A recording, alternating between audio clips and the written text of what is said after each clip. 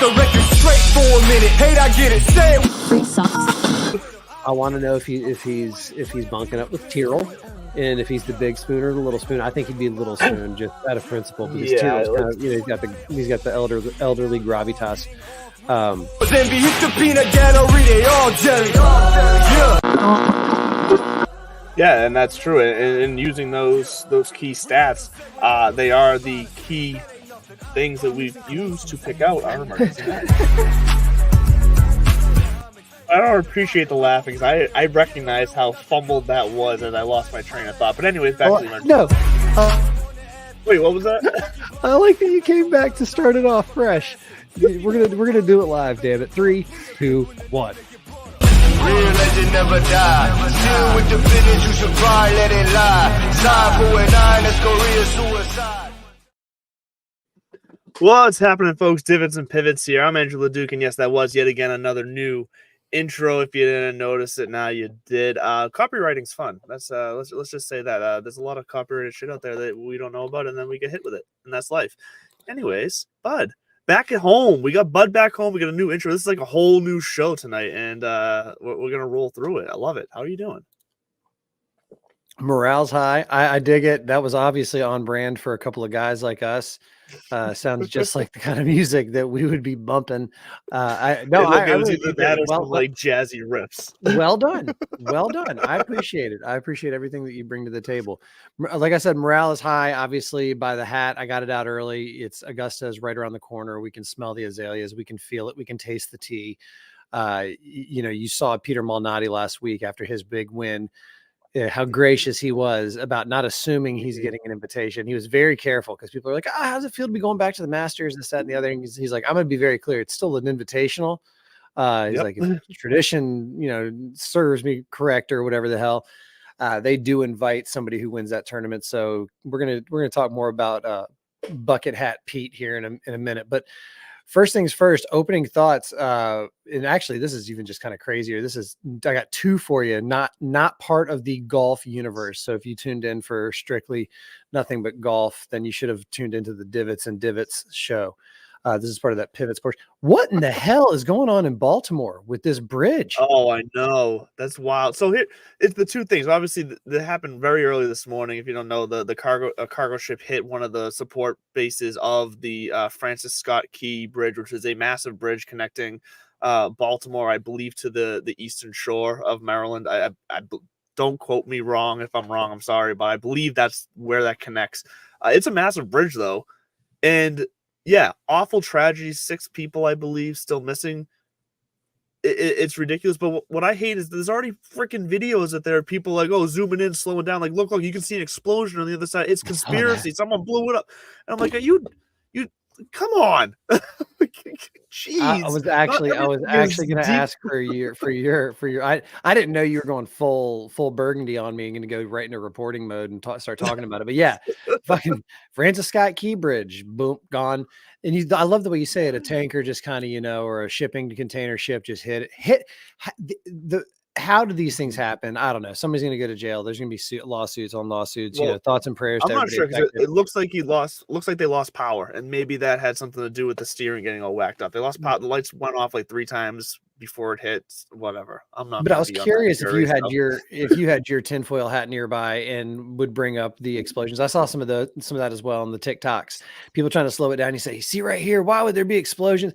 I don't know. It's a bridge, and there was doing construction on it, and there could have been all sorts of wiring and piping, and who the hell knows? Well, I'm going to go ahead and I don't want to get too into it, but they do realize that most bridges in cities connecting shorelines, whatever, they run gas pipes across those bridges, like underneath. Like it's guess how gas gets from one side to the other. It's more, environmental sanitary than running gas lines in the water. So I mean, come on, use your brain, people.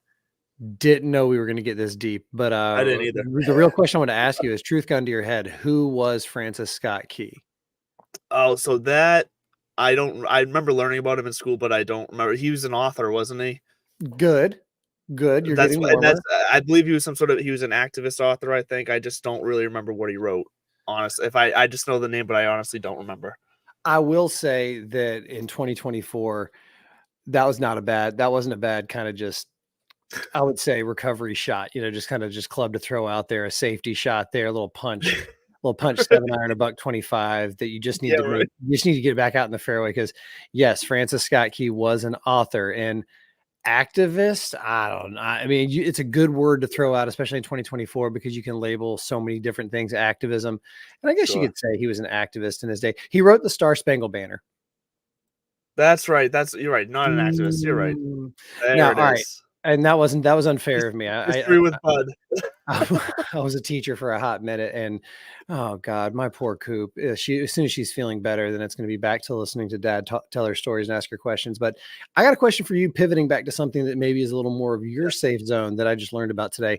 What's going on with this new kickoff rules with the Oh yeah. NFL? And NFL offseason, the combine was kind of meh. I think we're over the combine. We have such instant access to these athletes and their highlight reels and all that kind of stuff that Yep.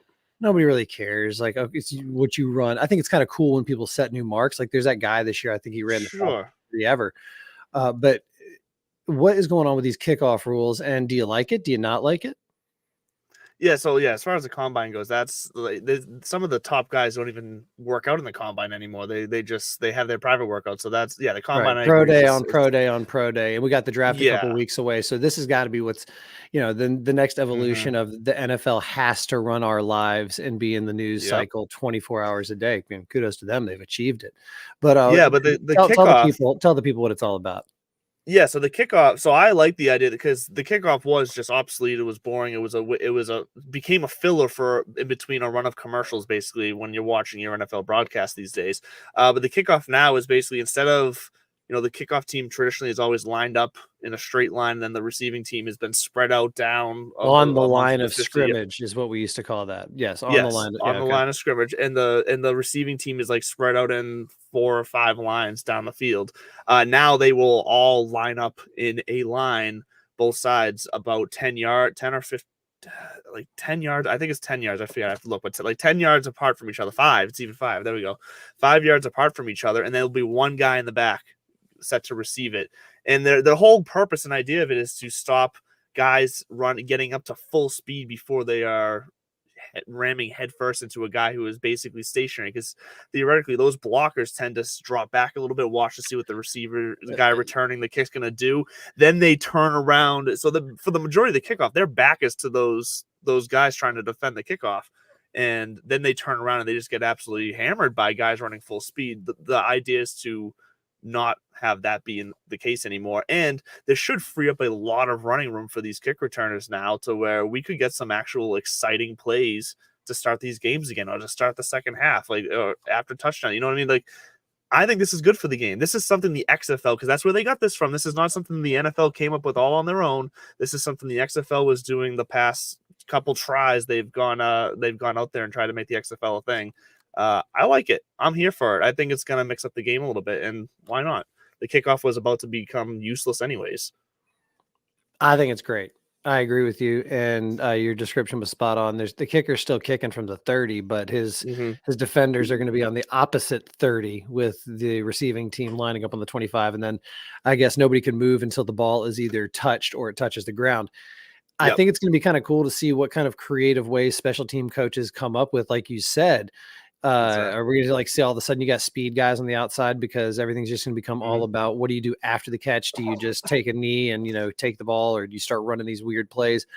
I also think that it's great for the sport in the long run, because we've talked about before, parents don't want their kids participating in a sport where you're going to be in a car crash every other play. And that's essentially, if you ever watch these sports science videos and they see, what the amount of pressure or force that is exerted on the body when it's either a quarterback getting blindsided or these guys on these kickoffs and just getting hammered, like you said. And it is, they say it's like just going through a car crash, stationary object getting hit by a 35-mile-an-hour car or something along those lines. Don't come at me, nerds. My numbers. No, but I don't think, I was going to say 40. So I think you're in the right ballpark. So I think this is going to be something that helps the NFL and then the game of football writ large grow, because they are. I mean, you do have to start asking those questions. The way that they've proposed it, I don't, we'll see. Who knows? Now there's a question out there. What are they going to do with the onside kick? I think you have to just keep the onside Yes. kick. You just it's already established by the way you line up. You're saying, hey, we're going for an onside kick. The only Yep. thing that's going to bug me is you are going to lose some of those sporadic, coming back from the second half of the Super Bowl, New Orleans Saints, crazy onside kicks. But who cares? So what? Evolution of the game. You lose that, but then you have to gain on the other side. So we're 10 minutes in. We haven't talked about golf. Thanks for hanging in there with us on Divots and Pivots. My opening thoughts of the day, since you asked, have to do with Rachel Heck. Now, Rachel Heck is a decorated amateur golfer. She's at Stanford. She's wrapping up. And she's not going to go pro. I mean, this is somebody who's played internationally for the United States. She's won collegiate tournament upon collegiate tournament. She was one of the biggest hype to junior golfers, and she's not going to go pro. Instead, she's going to graduate from Stanford, try to find an internship at a basically a hedge fund or a commercial investment firm. And she's also going to be, I don't know if commissioned is the right word, but she got into ROTC because she realized that golf can't be your life. So she found a passion outside of that. So I want to say she's Air Force ROTC. So I just think that's kind of cool because it does highlight that the path is not for everyone. It makes me think of, because amateur season's upon us too pretty soon. The qualifiers are coming out. I'm registering for mine. I already registered for the pub links and the amateur. Mid amateur is the next one I got, on the horizon. But Stu Hegstead, Stu baby, somebody like that who played collegiate golf at USC, was a really good golfer and decided, I'm going to go into private equity. I'm going to go into banking. I'm going to go into what I studied for, what I know I can make money at that will allow me to have a lifestyle. He's like a member at LA Country Club and a handful of others. And he's, really, really good in that regard. But that's the life that he chose. And I think Rachel Heck's going to probably follow that model. So shout out Rachel Heck, the 22-year-old Stanford senior who won an NCAA individual title as a freshman. She's not going pro. Good for her. Now, if you're because I'm all for that. I love that. You obviously choose the path you want in your life. That's everyone's right, and that's what you should do. Whatever makes you happy. If you are someone who say she beat out, who you're someone who does want to be a professional golfer, and she beat you out and maybe stopped you or postponed you being able to go pro. Like, do you think that frustrates someone that she beat out, saying like, well, wait a minute, you beat me out, now I can't go pro, and you're now choosing not to go pro? No. Like, do you think that's the thing? You think people care? No, not even close. There's so many avenues. I'm not saying it's easy. Calm down, people. It's still a challenging road, but there are so many other avenues for these folks to try to find their pathway into professional sports or professional golf. That a decision like this, if anything, it's thanks. Like, thanks for opening up that spot. If anything else. But what do you got on the brain? What do you got on the brain? You texted me about something. You were super excited about this, and I appreciate you for it because I feel like a bad ball frog up here in Boston, and I've been forgetting about our beloved frogs. Mostly, I felt a little snake bit after we lost Tyrrell to live. Presumably, I haven't really followed up. We'll see how it all shakes out. But I can't see them. I can't see them sticking around unless that's part of the agreement that comes out of last week's round between Yasser and Tiger. But what do you have on the brain 14 minutes into the show? Yeah, with TGL. And honestly, even if they do figure PGA and live, figure out something in an avenue for those guys to come back, let's remember TGL is a private venture here by Rory and Tiger. And yes, they've gotten like the quote unquote approval of the PGA and some, support from them. Yeah, they're partners. But in the end, Tiger and Rory and their camps are going to be the ones making the decisions of the quote unquote rules of who's getting in. So it wouldn't shock me if even if live guys have a pathway back to the PGA, like I don't see Tyrrell or all the live guys getting an invite to this thing. This seems like an inner club kind of little league here.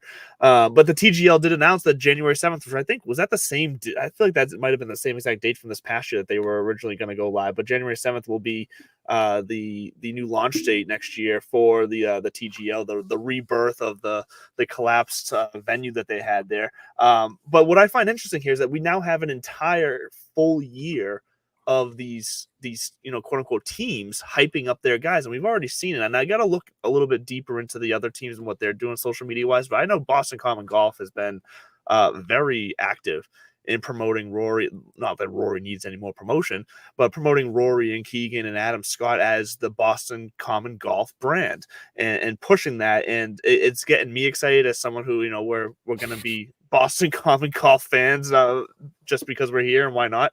But I'm excited for the TGL because it kind of I like the idea of this something being more low-key and fun.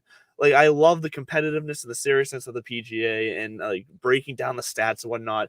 I'm looking forward to something that I can watch on Monday nights and kind of feel like I'm just enjoying and kind of just easy watching, maybe even just kind of watching in the background. Like, I feel like it's not going to be something that I need to like really pay full hard attention to. And that excites me because it's just going to be a new way that I get to, take in golf. And I once again say, I think it's exactly what Liv wanted to be, but they couldn't make up their mind if they wanted to be serious or exhibition, and they got stuck in the middle, and they're neither now, even though I think they're more exhibition, but they're just not that product that's different enough from the PGA, but they're also are different enough to where they don't compete. It's a mess. I think TGL is so far different and knows what they are that I'm excited to give it a chance. I'm not saying it's going to be good by any means. We will see. It's very out there, but I'm excited for it. And I'm excited for teams being hyped up in a different way because it's going to be fun. Team golf should be fun, not necessarily so hardcore competitive as Liv has made it. This is going to be fun, I think, for these guys joking around and busting balls inside of a simulator, basically a high-tech, state-of-the-art simulator, albeit. But TGL, I'm excited. January, let's go. Ball frogs. That's what we are, apparently. Boston Common Golf. I know. I saw that. I'm gonna. It's gonna take me a minute to get on board with that. But it's funny that you kind of threw Liv out there a couple times because TGL getting excited about something like that and the team aspect. Now, hold on. I gotta take a sip of my apple juice because I'm a grown man who drinks apple juice. Hey, that's fine. Apple juice on ice, right? Apple juice is delicious. Let's make it is, but let's make a more grown man say apple juice on the rocks. Okay, let's at least do that. I'm not gourmet. I'm wearing a 15-year-old hat and a hoodie. I'm telling Chef Brian Duffy. The Star Spangled Banner. The Star Spangled Banner. Francis Scott Key, committed to memory. You have children. So Liv is coming back next week. They're going to be down in South Florida, Trump National Doral. I'll probably bust out the 40-year-old yellow Doral hat that I have for that week, and then we'll go back to the Green Masters hat. I have a whole thing with my hats right now. I don't want to get into it. Hey. But the team aspect, I agree with you in this TGL setting. They know what their product is, and they're leaning heavy into the social media. You're not going to see, I don't think you're going to see a lot of television commercials for these teams. You're going to see television commercials for the product, right? Like ESPN will say, like, next Monday night, following whose bachelor is it anyway? Blah blah blah. TGL, the Ball Frogs and New York Golf Club or whatever the hell these teams are going to be called. What is it? The Atlanta Drive. Yes, the Atlanta Drive and the Ball Frogs. Yeah, Atlanta Drive. Did you see Boston lay a fucking egg last night and blow? I think it was like the biggest comeback. For Atlanta basketball, like 50 years. Good God. Yeah, they just got lazy. Blew a 30-point lead. They're in that end of the season kind of mode where they know they're good and they're just kind of on cruise control, and it's a shame. It's a shame to watch. So the team aspect of this, I think, is going to work because they're not trying to sell it as something it's not. We all remember my rant from a couple of weeks ago about why team doesn't work with Liv, because it's an individual sport and these guys are, look how unhappy. I feel a little petty. I'm going to be petty for just a moment talking about Liv. I know. Shocker, right? Let me take, hold on, I got to take a little sip of coffee from my delicious Morning Wood mug. Morning Wood. That's all right. You know what? That lines up perfectly for you. Go for it. Morning Wood. If you do catch the morning, no, I am going to say it the way I almost said. If you do catch my Morning Wood on Saturday and Sunday mornings, lucky man. There's going to be some changes to that. We'll just stay tuned. Check it. Keep checking it out. There's going to be some stiff changes coming. Stiff changes. We're all excited to hear about the stiff changes to your Morning Wood.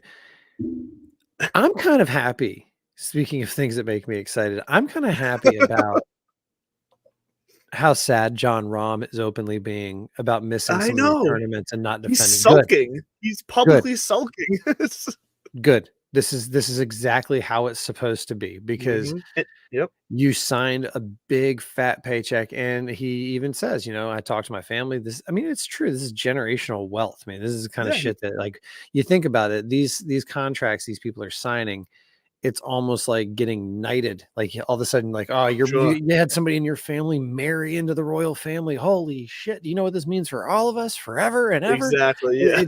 It is similar to like getting knighted back in the Yep. day. And sometimes, you had to, just like that, you had to give up your autonomy. You are now, you are bending your knee to whatever crown, and you're accepting, the part of the game and your place and everywhere.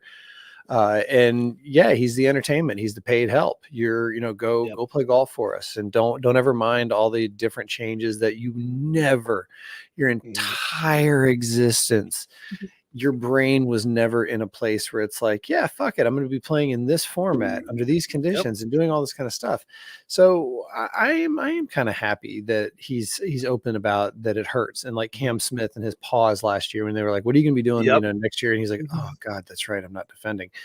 So Yeah. that's the way all of this is supposed to happen. Now we got to pivot to the news, because I was about to go right into the Valspar, because if there's ever been a moment to juxtapose how fat and happy these guys over on Live are with what we saw this weekend. Now, there are some caveats to all this, but the story that we saw this weekend has got to be this in the Valspar. So do we have our little break? It's not breaking news, but it's our It's not news. break, but we'll do.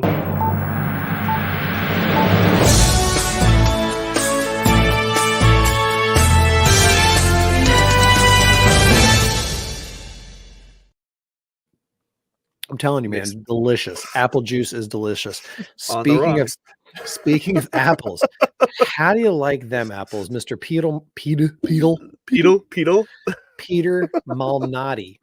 Yes. And if you don't, go ahead and head on over right now to Instagram at This Buds For You. Give it a follow. But I talked about this the other morning. Peter Malnati, the week that this guy had. First of all, Peter Malnati's been around for a hot minute. He went pro back in 2009. I think he really joined the tour in like 13, 14, 15, somewhere in there. And he got a win back then. And when you're young, I would say he had a nice little run to start off. I remember him popping quite early and then fading. And he just became a journeyman, which is, there's nothing wrong with that. But you have a win early like that, and he admitted, you never know if it's going to happen again. You kind of think about it, you kind of hope for it, but he's the epitome of a journeyman. He got that one win early, and then he just grinded it out and continued to keep his card. So he's earned his way. I guess earned. Yeah, it's a note of respect. He is one of the player directors on that advisory council, the player board of directors, whatever it is, for the PGA Tour. He was part of that meeting down there in the Bahamas. So this guy wraps up the Players Championship, where he doesn't have a great history. He doesn't have a long history. I mean, Players Championship, majors like the Masters, these aren't tournaments that he's in on the regular. He is a John Deere Classic kind of guy. And I mean that with all the respect, in the most sincere way possible. If you've been paying attention to the show, we have come full circle on the John Deere. And so he is that kind of guy who would have a great performance at the John Deere that would keep his card for the next year, maybe get him into an Open Championship. And he's just been on this cycle. And so he is down in the Bahamas after he makes the cut at the Players. And then he finds out, like they all found out. I mean, because let's be honest, when you're gonna have people like Yasser I'm not gonna fuck up his name, Mr. Yasser, who, as Malnati said, he sits on like 100, he chairs like 140 boards around the world, is in charge of like I don't know, $1 trillion or whatever, if you put it all together, whatever the fuck it is. When you're that kind of guy, we actually had somebody on the show, our my buddy Zach Helfand. Remember, my former camper who writes for the New Yorker. He even said when he got to meet with this guy. And anyway, so when you have him and Tiger Woods getting together in Tiger's private out, it's not something that gets leaked out. So I guess a lot of these guys knew about this meeting at the last minute. They fly down, they sit down, and then he comes back to my, normal life. He makes a cut. And, then on the weekend, if you missed it, there was a great little exchange. And then I'm going to save the best for last, because I know you have strong feelings about the attire. But a reporter asks him about his yellow ball, because he's become one of those pros. And to me, for a moment, I was like, oh, he surrendered. And he kind of did. He said, you know what? Last year, my 3-year-old, now 4-year-old, thought that it looked cool. So I started playing them. And he goes, you know what? He doesn't really care anymore, but for me, it makes me think of him and it makes me smile. So it's worth a smile or two on the course. And I thought that was a nice kind of genuine moment because it does say, it does say like, this is my job. It's not my life. It's my job. My kids are my life. My family's my life. This is my job. And so sure, who cares? I'm going to change the color of my golf ball. Well, now he goes on to win. And for a guy like Peter Malnati, you can tell just by the way in his presser, he wasn't going back to his 7-bedroom, 15,000 square foot rental with, he's not going up to celebrate on a yacht or anything. No, somebody said, what are you going to do to celebrate? He looked at his wife, presumably his wife. He says, we got peanut butter jellies in the car for the ride to the airport. Let's go. And that's what I was like. I'm in love with Peter Malnati. He goes from ho hum to now he's the center of this kind of spotlight because the lights aren't going to be on him. I mean, hopefully he does get that invitation to the Masters. But you had, I believe I thought I saw he already did, but everything I've seen says like presumed or they assume it's going to happen. Yeah. But he is. I've heard from a couple of different sources. You got sources now. No, I don't have sources. Wow, 130K Instagram video, and all of a sudden you got sources. Let me tell you something. No, I was reading something written by people who have sources that Peter Malnati is like a cerebral guy. He's not a Brooks Koepka or a Dustin Johnson where it's just a blank slate. Ball, hit, trophy, go. He is very thoughtful. He is very smart, and so that's why he's the kind of guy that you want on that policy board. Some of those guys are probably there because of their maybe just gravitas or their charm or their name is Tiger Woods. I love it online when you look at the years of these people's terms. Like Jordan Spieth is on there filling out Rory's term, so this just says like 24. He's gonna be up after this year. It just says Tiger Woods. No years. There's no years. He's just there. Yeah, I'm the captain now. So Peter Malnati sits on there, but you had a bold and I've been saving this. I didn't respond to it when you texted me because I noticed that. I was actually wondering if you cared. I'm not answering that. I was intrigued sincerely by your take on Peter Malnati and his bucket hat. Go. So, I mean, if I remember the text correctly, I believe all I said is move over Joel Dahm and Peter Malnati's bringing bucket back. And which that's not to hate on Joel Dahm, because let me make this very clear, and you'll get even more further evidence of this later from the both of us, if I am not mistaken. Joel Dahmen is playing some fantastic golf right now. Probably the best golf he's played in the past 2 years. And if you watch Full Swing, obviously we've talked about it a lot. I love seeing it just because once again you hear his story and you want to see him do good. You root for the guy. But he's obviously always worn the bucket hat. He's kind of become famous for taking off his shirt and wearing bucket hats on the golf course because that's like his little different personality that he brings to the game of golf. And then Peter Malnati just kind of strolls out here this weekend wearing a bucket hat and wins. And so that was more like with his yellow ball and his bucket yellow hat. ball and his peanut butter and jellies. So like, this was not to take anything away from Joel Dahmen, but I hope it's more of like a challenge to Joel Dahmen. Like, okay, like let's go out there and let's get multiple bucket hat wins on the year from two different guys, and then maybe then we got some sales of bucket hats rise, and all of a sudden the economy's fixed and America's back on top, baby. Like the Taylor Swift effect and the Travis Kelce thing. Yes, totally the same, right? As we're going to talk about in just a minute, I don't think there's the eyeballs to save the economy with the PGA Tour, specifically with the bucket hat market. But I could see a world where Columbia or some other fishing company, Columbia or LL Bean, something like that. I'd love to see the two of them out there like fly fishing with their bucket hats on, just not saying a word. They'll be the two of them. That would be a great commercial. And the only thing said is literally Peter trying to pass Joel a peanut butter and jelly sandwich. That would in be the boat, funny. Silence, and just PB&J, and Joel just goes, "Yeah, sure." It would play. It would play if anybody was watching these fucking tournaments. Now, this was shocking. I want to hear this. This was shocking when I saw you had this. Well, TV. So Dan Rappaport over at Foreplay, usually has a pretty solid finger on the pulse. And he's a journalist like you and I, again, couple of schmucks in the basement. We're podcasters, we're sports guys, we're fantasy personalities for hire. No, we're a couple of schmucks talking about golf, and we read about things that Dan Rappaport reports and think and we ponder on them. We talk about them. And I like the way that he presented it, just kind of matter of fact, where, you do have to take into account that it was the opening weekend of March Madness, but still massive drop in viewership from last year to this year with the Valspar. And then take 3 steps back. Somebody commented on his tweet that it's just across the board, 20% down, the PGA Tour year to date on these TV, TV revenue deals. And so my first reaction to this is to put my guard up and say don't be an alarmist. It's golf. It's going to bounce back. But then the realist sets in, and you start reading a little bit more and hearing about it. Wait a minute. Why are we investing billions of dollars in this product if this product's not returning the eyeballs requisite? We're going to fall into the live trap where we're going to just have all this money invested in the talent, but there's no clear pathway to revenue generation because you're just losing the interest in the eyeballs.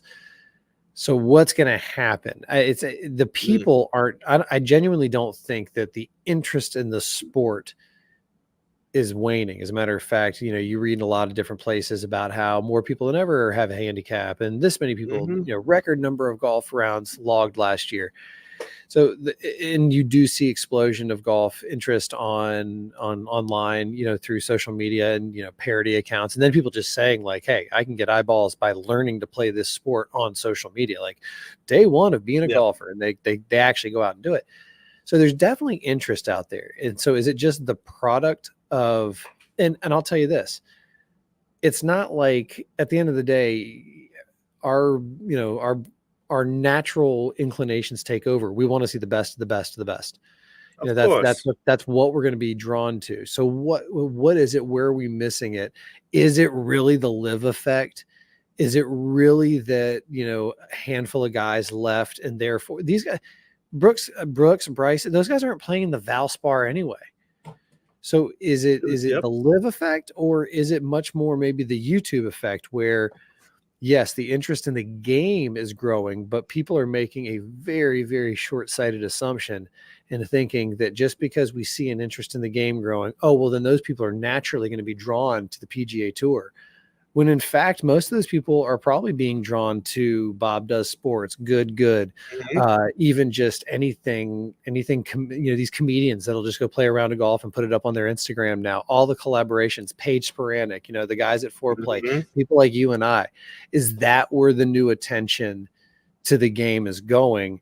And so maybe the PGA Tour does have a little problem on their hands if they can't figure out how to bridge that gap. And my suggestion is to bridge it and bridge the gap between your network coverage and the YouTube people. And so you're going to have to get Kevin Kisner in the booth. You're going to have to get more Smiley Kaufman action on the 17th tee. And your pro-ams might have to just turn into these YouTube type showcases.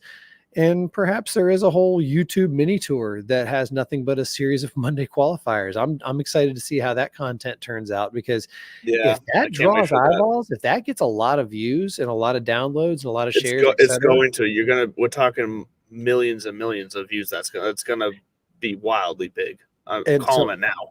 And I think that might be how you bring the eyeballs back to the Valspar, the John Deere, the Barbasol, even some of these signature events that are, lacking a little bit, because there'll be a trickle up effect, and who knows, Fat Perez gets an invite to Riviera.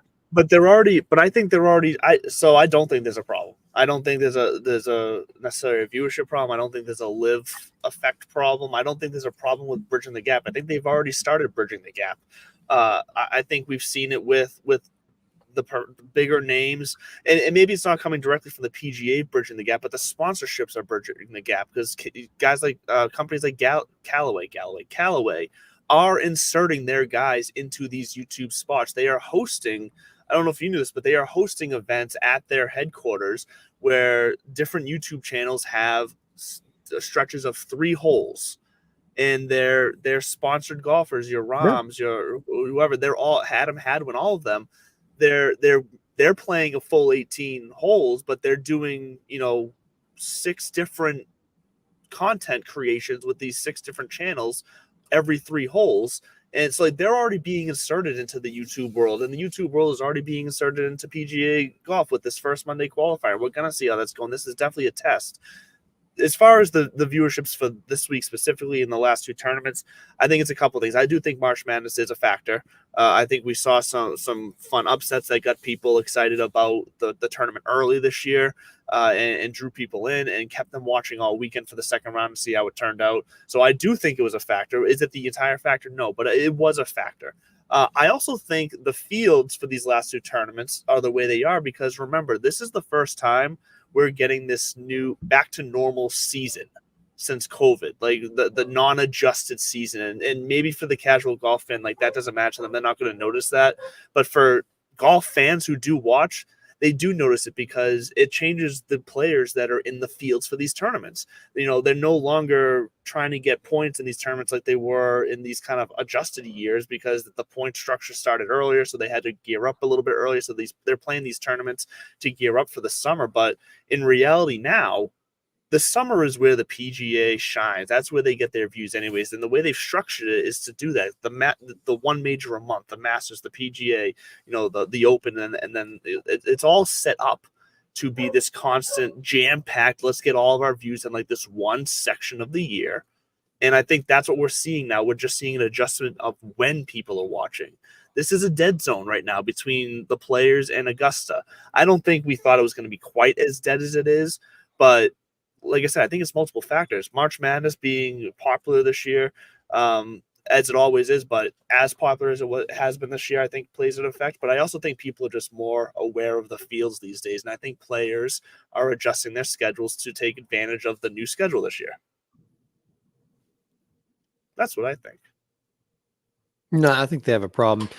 Who else has a problem is Cam Young. Again, another runner-up, and I don't say he has a problem. I feel bad. I think it's kind of we go through this evolution of who's the best golfer to not win, who's the best golfer to not win a major, and Cam Young yet again, and this is like I think back-to-back runner-ups for him, and he's got 7 second-place finishes overall, without a win. So I mean, he just keeps on saying like, eventually it'll happen. And I think that's because these guys are smart enough and they're not going to doubt themselves. I mean, when you're Cam Young, but it does go to show Zach Johnson for all the shit that he's been getting.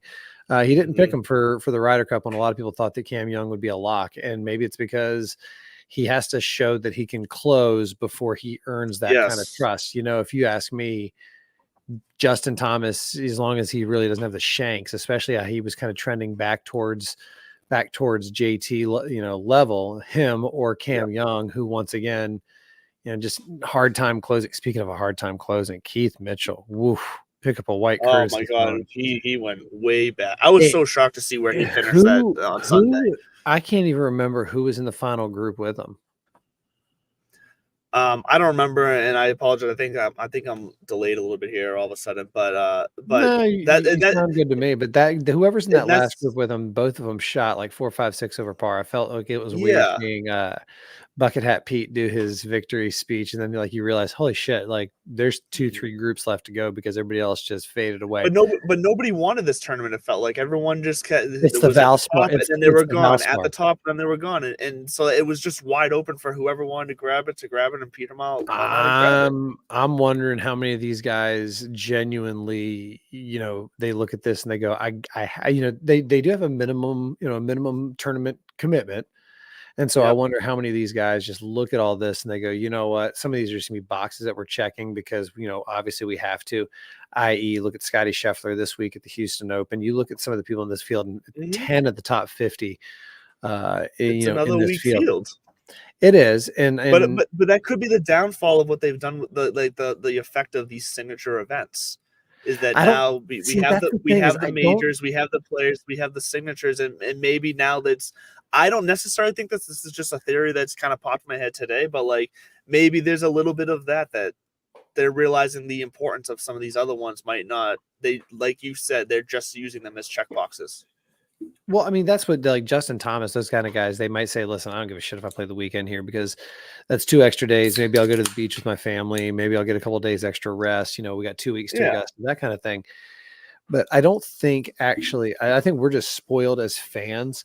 And again, I go back to my point of what are we talking about when we talk about growing the game of golf? Because quite frankly, even these weak fields are doing more to quote grow the game of golf than anything Live has Yeah. done, because Live again is a little bit of an exhibition product, and they are real. There's some handful of really famous guys, handful of really solid golfers, and then a handful of up and comers. But it's a closed loop. There's no really way to get on there, as opposed to this week where even though it is only 10 of the top 50, there's 140 guys of professional caliber who at any given moment can catch lightning in a bottle, pocket a handful of 67s and find themselves in the hunt going into the weekend. So I'll take I'll take the Valspar and the Houston Children's Medical Network Open of whatever the hell we're calling it. It was the Shell Houston Open for the longest time. Yeah, But now it's I'll just the take Houston Open. but I'll take the Houston Open over anything Live's delivering, because the other thing you see here is how important identity is becoming. So I worry about these events and how much they're going to be able to draw what they used to draw, but still the fact that they're going to provide the kind of opportunity and growth for the players, I think they're going to find value. I just don't think I think you're going to see a lot more streaming for these playing tour events, and I think the network are going to say we're only interested in the signature events and the majors. And because even these signature events, you notice which ones get tagged for signature events, ones that have an identity beyond just, damn, we need, Houston's a big market. Let's go get a bunch of people to come out to a golf tournament. No, it's got to be a signature event that's attached to Arnie or Tiger or Jack, or a location like Pebble Beach, or even the Harbor Course or Harbortown Links. It's got to be signature for a reason. It's got to be signature. Got to have the gravitas.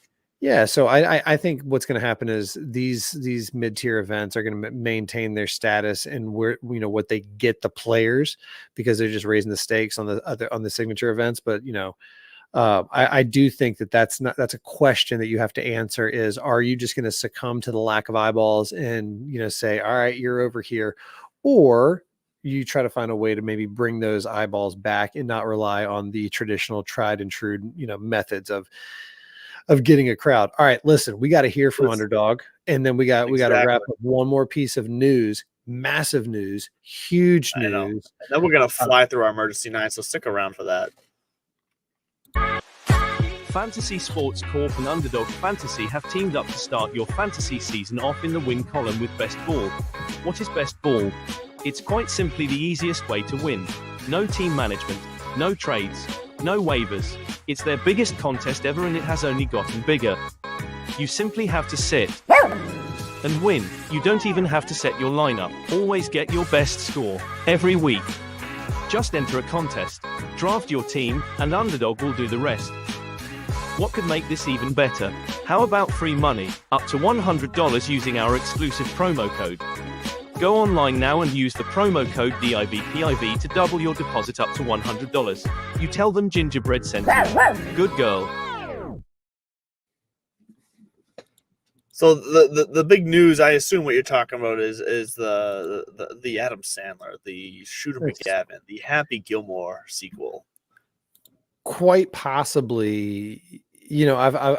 I've got some leaders in the clubhouse for biggest off course story of the year, and quit looking at the time. We're gonna get to our fucking fantasy picks. He likes to remind me sometimes that at our core we're a fantasy sports show, which I agree with, but we're also we're really not anymore. We're part. Stop! Don't sell yourself short, Judge. You're an incredible slouch, tremendous slouch. Happy Gilmore 2 is happening. And what I love about this is kind of how this thing, or at least how I heard about it. And it sounds to me like this was kind of the trail that leaked it out. So Shooter McGavin, the guy who plays Shooter, was on a podcast recently, and he even says right there, and of course they don't edit it out. That's the good shit. The minute your guest is like, oh, hey, are we still recording? No. Okay, good. Yeah, sure, buddy. You got it. The second you say that, they turn the volume up. Yeah, come on. Make sure you click timestamp. So He basically just says that Adam Sandler saw him recently and pulled him aside and showed him kind of a copy or a picture or image or whatever of a script or a draft for Happy Gilmore 2. And so, social media, thank God, does its thing.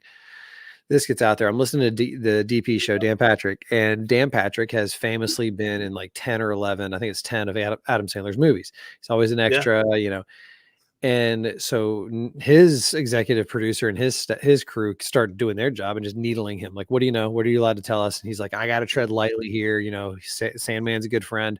And finally they get around to, he's allowed to confirm that, yeah, it's in the books. And apparently he's like, I'm going to be in it playing myself if I want to, that kind of deal. So Netflix is doing it, I believe I saw, right? Well, I'm pretty sure that Adam Sandler is just, he signed a massive deal with Netflix a while back. He's been cranking out some of these movies. I mean, it's obviously still going to be Happy Gilmore production, but in partnership with Netflix. Happy Madison. Or Happy Madison. I had to correct the record. No, Happy Gilmore was on the mind. You're 100% right. Can't be a golf show out there misquoting an Adam Sandler production. But that's big news, huge news. Looking forward to it. I love that you sent me a text the other day of the somebody just did a quick take on like who they think should play these various roles, like updated characters. How does Will Zalatoris, who already looks like the young caddy, just not like have golf world, have fucking fun with it, because he's involved. I guaranteed that he has a cameo, guaranteed, whether it's as I would hope so, or whether they have like maybe he's playing on tour with Happy and then like Happy's original caddy, they get that original actor to come back and play Willie Z, like he's Will's father, and whatever. I think they're going to do something like that. It's going to be fucking funny. It's going to be cool. We're going to geek out over it. One more movie related item, and then we're going to get to the real stuff. Did you ever see the original Roadhouse, Patrick Swayze? Yes. It's a fantastic movie. And I have not seen the new one. I know that's what you're going to ask. I don't know if I want to. That's your homework. I haven't seen it yet, but I just realized it was on Prime Video, and the clips that I've seen it. What are you scared of? So what I'm scared of is that they just full on remade the original, like that and then change a few parts, but it's not like a continuation of the story, that this was like a full on remake is what I'm hearing. And I don't like that. I don't like when perfectly fine, great movies are just remade for the sake of remaking them. I would prefer it to be a continuation or some sort of spin-off play on the original story. That's more interesting to me than just watching the same fucking storyline in modern time. Wow. It is. So I'm sorry, but Conor McGregor going around all whatever like this, like that doesn't interest me. And Jake Gyllenhaal, who I think is one of the douchier actors out there, like that doesn't interest me. It just doesn't. Couple of points on this fucking haterade parade that you're having over there. The whole remake thing. There are really, Christopher Booker. There are only 7 basic plot types: overcoming the monster, rags to riches, the quest, voyage and return, comedy, tragedy, and rebirth. So sure, yes. So they want to cash in on the name Roadhouse. I did hear that there's enough deviation. It's not just a carbon copy of the original. Obviously, you do have, apparently his character's last name is Dalton, but they don't call him Dalton. I don't fucking know. But Jake, this is your job to convince me to watch it now. This is your job right now. Well, Jake Gyllenhaal is just funny. You take Patrick Swayze in the original was like the quiet, cool. She's like the wind, from Dirty Dancing. He was really that smoldering type and the unassuming.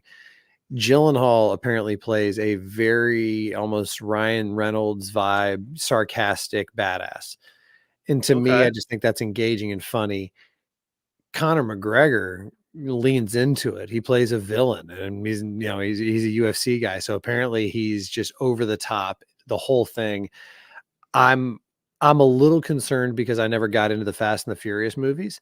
So I don't know if this is going to really, if it's going to hit, but I got to about 9. I'll do it. It might have only been 8, but yeah. I'll do it. I'll watch this just to see how funny it is. And so I'll make you a deal. If you watch it and you hate it, then you can blame me. We'll see what that means. But in the meantime, Sounds like a this hell of a deal. this tournament, where the hell are we? We're at the Memorial Park we're at the Memorial Park Golf Course in lovely Houston. 7,400 Yes. yards, par 70. This is a beast of a course in terms of length and girth. Around the greens is going to be tough for these guys. There's 5 par 3s, only 3 par 5s. And so that actually really, not heavily, but it definitely informed my key 3. And as always, sticking with ball. Well, what the fuck is going on?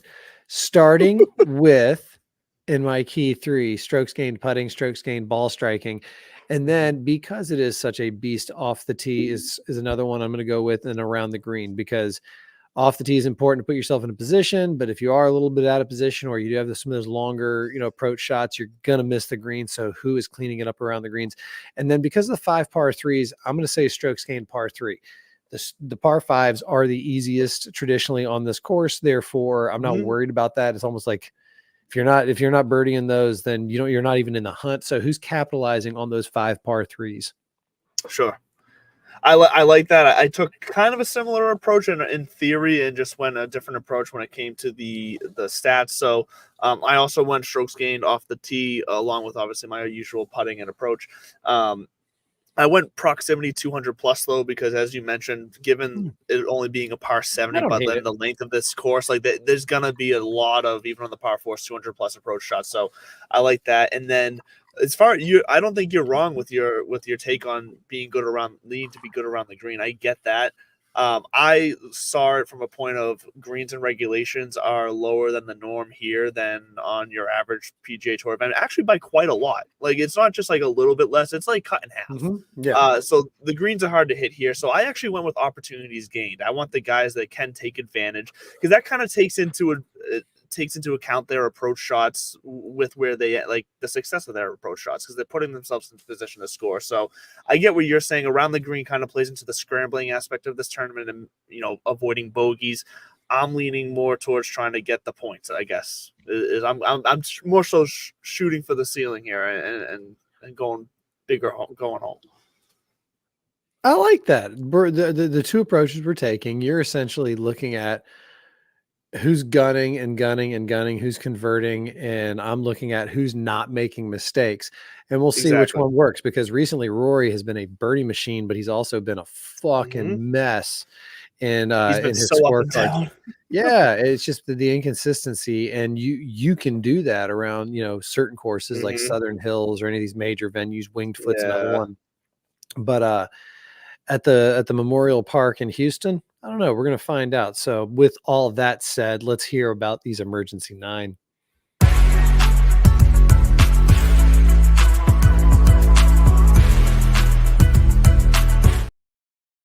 And with these emergency 9, we will see who gets it right this week. Because look, you've had a little bit of a comeback as you did the math. You went back and put things together. And on our season-long competition here, Bud has 5 wins. I have 3 wins. And you have about roughly a $422,000 point lead on me on the season right now. This is close. We are about a quarter way through the season now, and we're neck and neck. It's gonna be fun. They are points. We don't want the IRS calling us.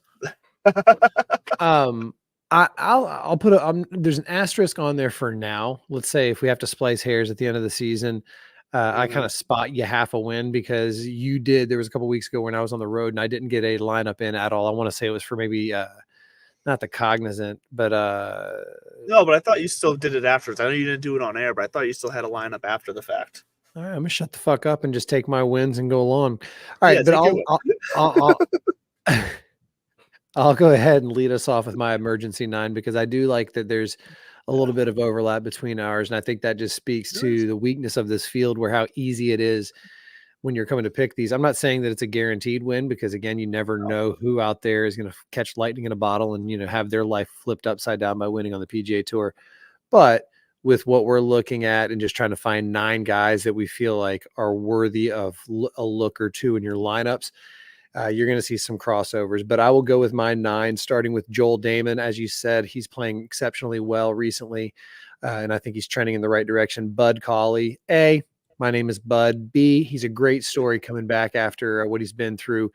He did miss a cut recently, but hopefully this is the kind of setting where he can take one step forward. Keith Mitchell, hopefully he bounces back. Will Zalatoris, you can't bet against him in Texas, and he's trending on his little comeback tour.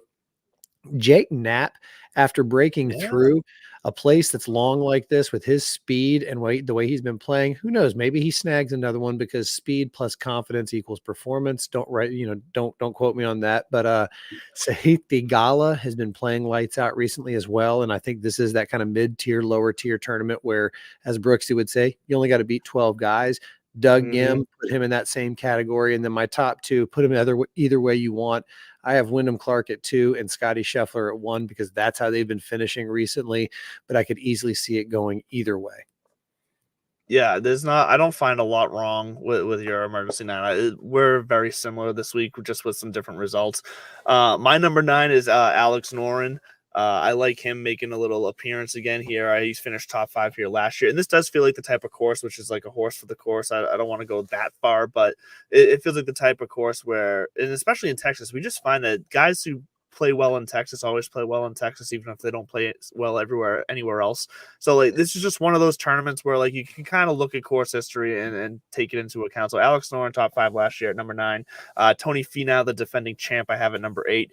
Not playing the best golf right now. He seems to be a little disconnected from golf at the moment. I don't know if that's fair of me to say, but that's just what I'm going to say.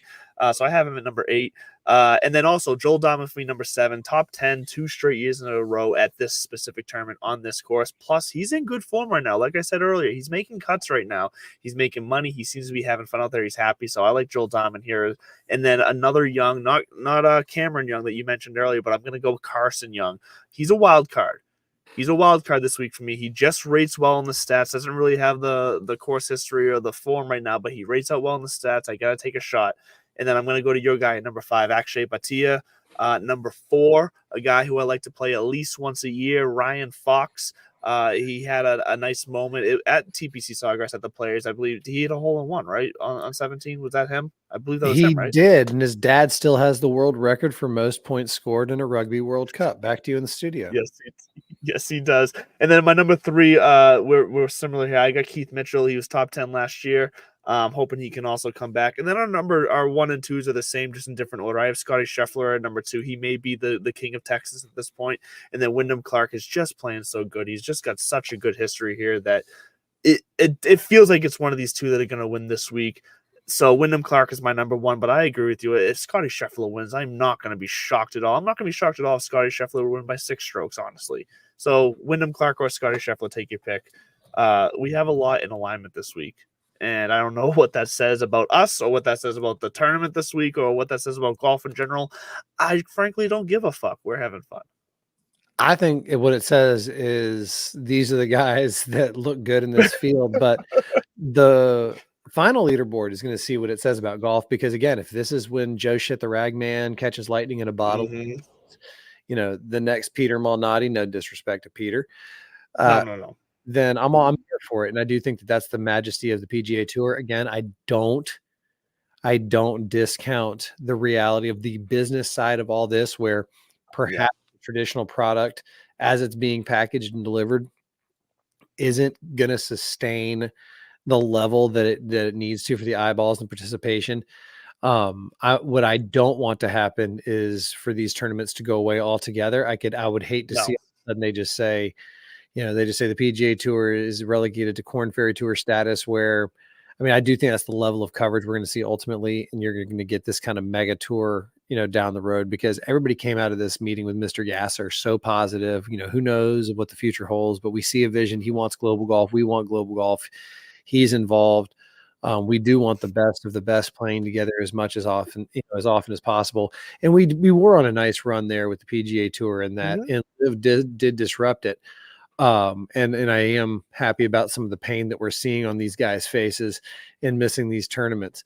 But in the end, we're going to still tune in on Sunday afternoon when it's, springtime. And like you said, the PGA Tour is hitting its stride, and it's either this or TBS and Braves baseball. So exactly. I'm going to tune in this weekend. You're going to tune in this weekend when we're not watching how's your bracket? Real quick. We got 30 seconds left. How's your bracket? So my bracket's so real fast before we get to my bracket. I do have an honorable mention. I just want to throw it out there because his name is fucking awesome. Cole Hammer. Watch out for Cole Hammer this weekend. Oh, I he's so fucking wanted good, to- man. University of Texas. He was I know. All-American. Yeah, the kid's a stud. I was actually really trying to find a way to get him into my top 9. He ended up ranking out 17th in my mod. Oh no, sorry, 16th in my model. So watch out for Cole Hammer. I just wanted that on record somewhere. But yes, my bracket's actually doing great. I for the most part until I had Houston losing in second round and they ended up winning, so that knocked me back. But until that, I was actually in the top 100,000 on ESPN brackets. So I got Creighton winning it all on that bracket. That's a long shot, but fuck it. Why the fuck not? I don't care. Go for it. How about you? Do you have any brackets?